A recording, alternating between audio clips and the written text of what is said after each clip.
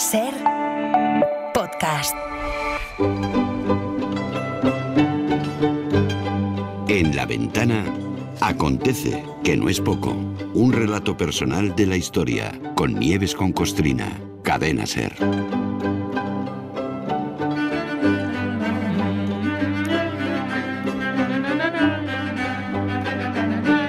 Hola Nieves, buenas tardes. Buenas tardes, Carlas, ¿qué tal? Ya no sabes distinguir cuándo canto y cuándo no. Para él no me has pillado. Estaba y no me has seguido, Porque me gusta escucharte. Ya, bueno. Oye, hay un montón de refranes y frases hechas que utilizamos de manera habitual en nuestras conversaciones en las que aparece el verbo perder. Qué tremendo es perder la esperanza, por ejemplo. Es tremendo, tremendísimo. Qué doloroso perder a un amigo. Si vas navegando, se puede perder el rumbo.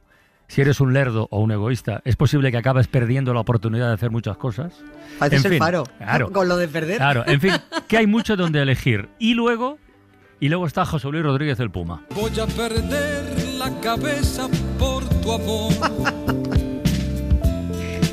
Porque tú eres agua, porque yo soy fuego y no nos comprendemos.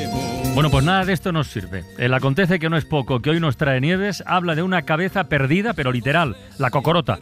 Bueno, y encima que la cabeza de un rey, que teníamos por ahí rodando y pendiente de hace unos días. La teníamos ahí, cabecita loca, que diría. Exacto. La cabecita loca cantaba quién era, Conchita Bautista, ¿no? Conchita Bautista. Cabecita loca, sí. No vamos ya a demorar más a aclarar este asunto de la cabeza del rey de Francia, Enrique IV. Enrique IV. Sí, porque es que tiene cierto morbo y además, hablando de cabeza, no merece quedarse ahí colgando, ni el tema ni la cabeza. A lo peor me queda un mes de noviembre un poco turbio porque después de contar también la historia del cura Hidalgo y su grito de Dolores, hace unos días, hace un par de semanas, que inició el proceso de la independencia de México, también dejé pendiente dar un repaso a los héroes mexicanos, porque a los españoles les dio por cortarles a toda la cabeza. Y yo no sé si van a quedar muchas cabezas al retortero. Bueno, ya lo veremos. A lo que vamos hoy es a Enrique IV y a esa cabeza que en estos momentos se guarda en una caja fuerte de un banco de París, como si se fuera a escapar la cabeza. Que unos dicen que la llevó puesta este hombre y que otros dicen que no. De momento es propiedad, si se puede decir así, de Luis Alfonso de Borbón y Martínez Bordiú.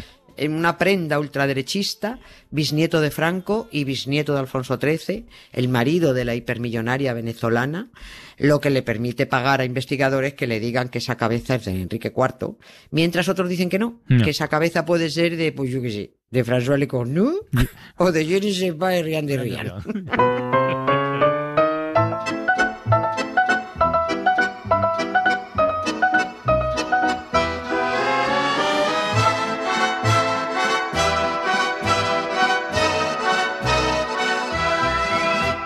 À la ville en fête et en délire, suffocant sous le soleil et sous la joie. Et j'entends dans la musique les cris, les rires qui éclatent et rebondissent autour de moi. Oye, vayamos por partes, ya que hablamos de una cabeza suelta. Perdón por el chiste. Oye, ¿que por qué la tiene Luis Alfonso de Borbón la cabeza? ¿Y para qué la tiene, sobre todo? Sí, a ver, el por qué, para no entretenernos mucho, porque un anticuario la había comprado esta cabeza en su momento por 3 francos a principios del siglo XX. La cabeza pasó de mano en mano hasta que alguien dijo vamos a buscar a un Borbón para entregársela o para vendérsela, esto no lo sé, porque no sabemos qué hacer con ella. No la vamos a tirar, no sabemos a qué contenedor van las cabezas, al orgánico supongo, ¿no? Digo, yo no sé. El para qué la tiene se hace duro contarlo a una audiencia inteligente. A ver. Pero Luis Alfonso tiene esa cabeza porque se cree descendiente directo de Enrique IV de Francia y III de Navarra y aspirante legítimo al ilusorio trono de Francia, que pese a su inexistencia, bueno, pues Luis Alfonso espera llegar a ocupar un día como Luis XX de Francia. Si no es él, bueno, pues sus descendientes, que son Luisito o Alfonsito o Enriquito. Pero esto no se entiende mucho, ¿no? No, que se va a entender. Igual estoy yo espeso hoy, pero... No estás espeso. Los espesos son ellos, pero ellos intentan colarla siempre. Porque se deben creer que los franceses son tan idiotas como los españoles, que es que nos cuelan a los borbones cada 2 por 3. Entonces estos se creen que son igual de bobos. Sus cuentas son las siguientes, para los que tenéis ciertos líos con la numeración real.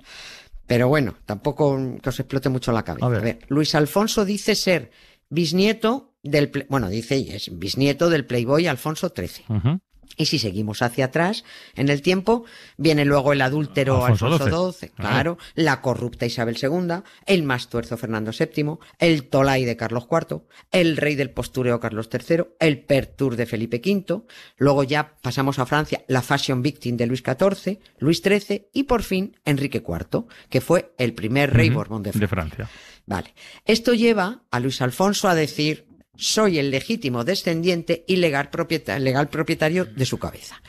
Como no quería tener la cocorota en su casa, porque eso da más de que si la vieras que da un poquito de asco, lo primero fue pagar a 19 estudiosos coordinados por el forense Philippe Charlier que le dijeran que esa cabeza era auténtica. Bueno, tú contaste en su día que se hizo hasta una reconstrucción facial y pruebas de ADN que no sé con quién se compara, no sé cómo se hace eso. Sí. Esto es todo lo que dejamos pendiente. A ver, se comparó con supuesto ADN de Luis XVI, el decapitado, el marido de María Antonieta. Sí.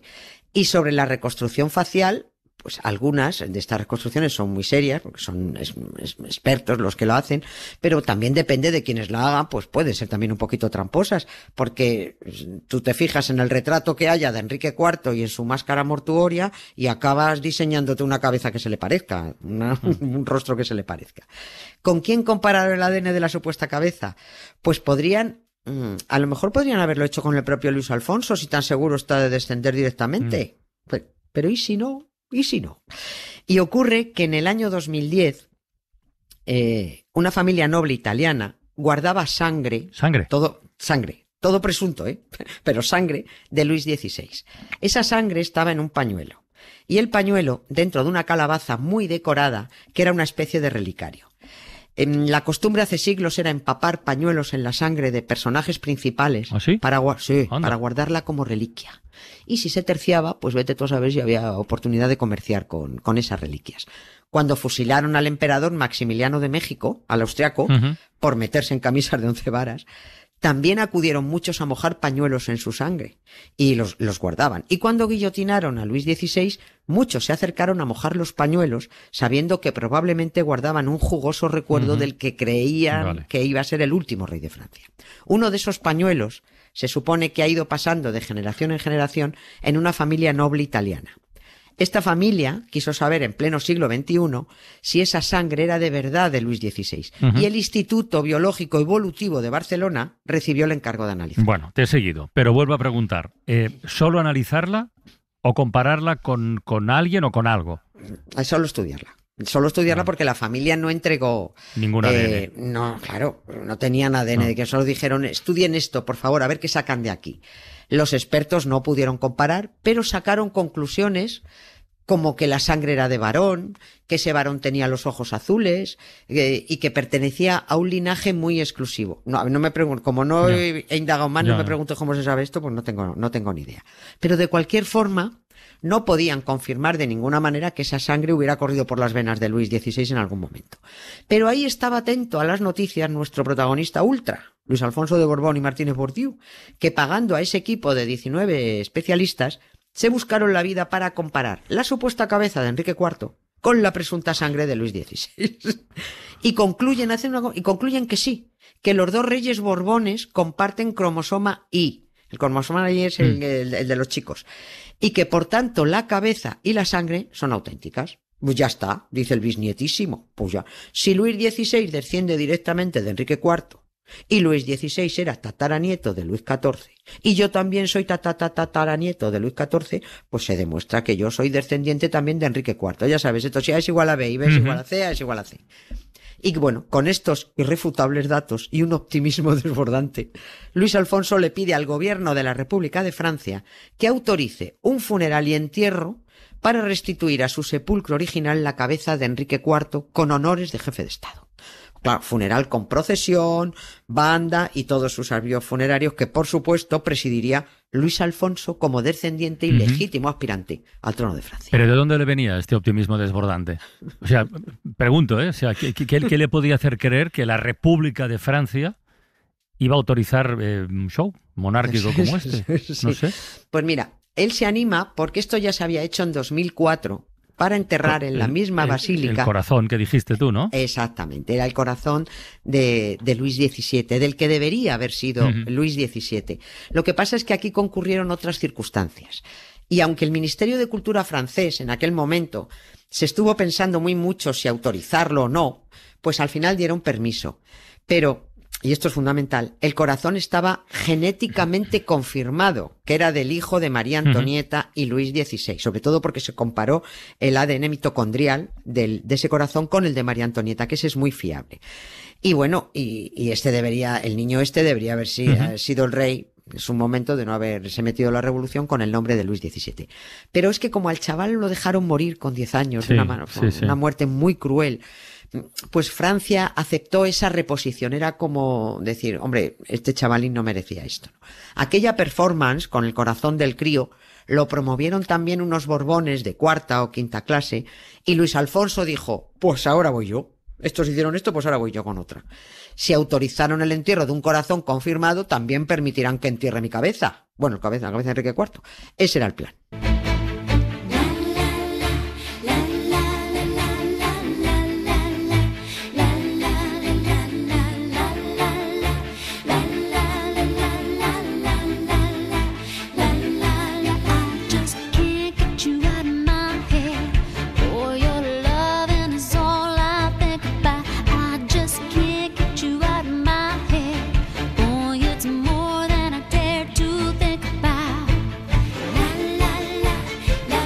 Bueno, ese era el plan, espera que me estoy resituando, ¿eh?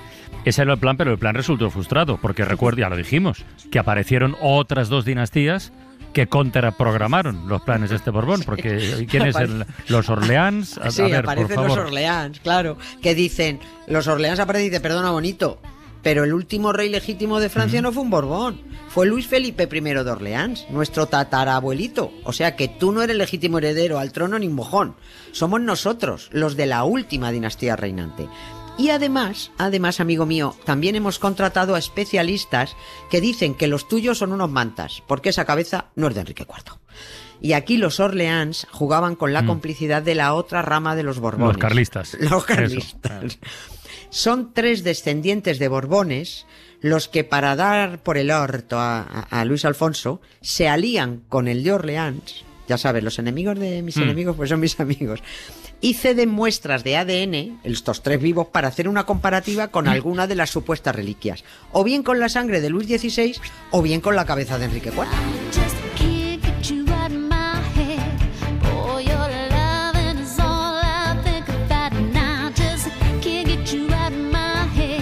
No tiene pinta de que la cabeza que guarda Luis Alfonso fuera a sacar de la caja fuerte. Pues no, este no la presta. Compararon con la sangre. Lo primero que hizo el investigador belga Jean-Jacques Casimán, que es el director no sé si seguirá siéndolo, pero en el momento era el director del Servicio de Genética Humana de la Universidad de Lovaina, lo que hizo este hombre fue comparar las 3 muestras de los 3 donantes vivos, que eran Axel de Borbón-Parma, Sisto de Borbón-Parma y Antonio Joao de Orleans-Braganza, que los 3 descienden echando cuenta sobre el papel de la Casa Real de Luis XIV. Bueno, pues la comparativa del ADN de estos 3 dice que sí, que los 3 presentan el mismo cromosoma Y, que comparten los varones de la Casa Borbón. O sea, estos 3 dicen perfectamente emparentados, los 3 coincidís. Y este ADN es el de los Borbón. Es decir, ese estudio dice que estos 3 autodenominados príncipes son Borbones pura cepa, porque tienen el cromosoma Y de los Borbones. Y entonces le dicen a Luis Alfonso, si tienes lo que hay que tener, hazte una prueba. A ver si tú eres un Borbón puro como nosotros. Tus genes franquistas son genuinos porque se te huelen a la legua.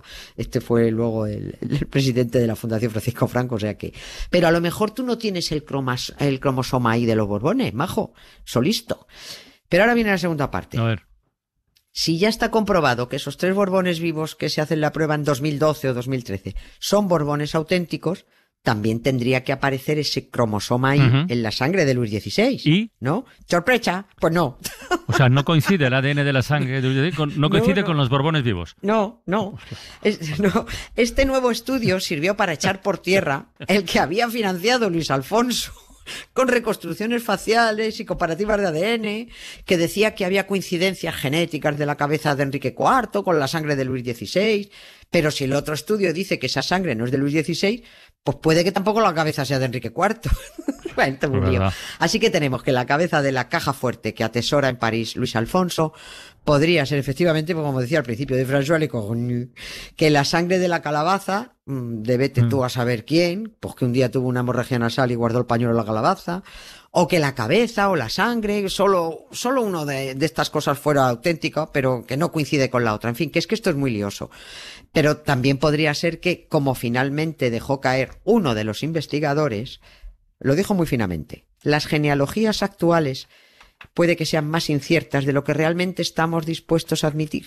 O sea, dicho más claro, que los Borbones están muy contaminados.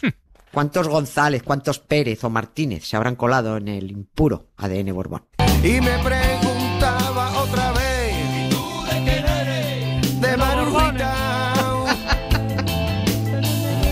¿Y tú de quién eres? De Josefita, le dije yo a la vieja.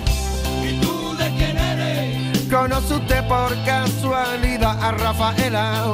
¿Y tú de quién eres? De Miguelina, la que le tocaba prima hermana, a la que se casó de penalti con unión, del que vendía cupones en la... Se sigue mejor la letra de esta canción que lo que has contado, ¿eh? Pero bueno, al final todo se entiende. Al final todo se entiende. Nieves, la próxima semana más. Descansa. Igualmente. Un beso. Adiós. Muchas gracias. Para no perderte ningún episodio, síguenos en la aplicación o la web de la SER, Podium Podcast o tu plataforma de audio favorita.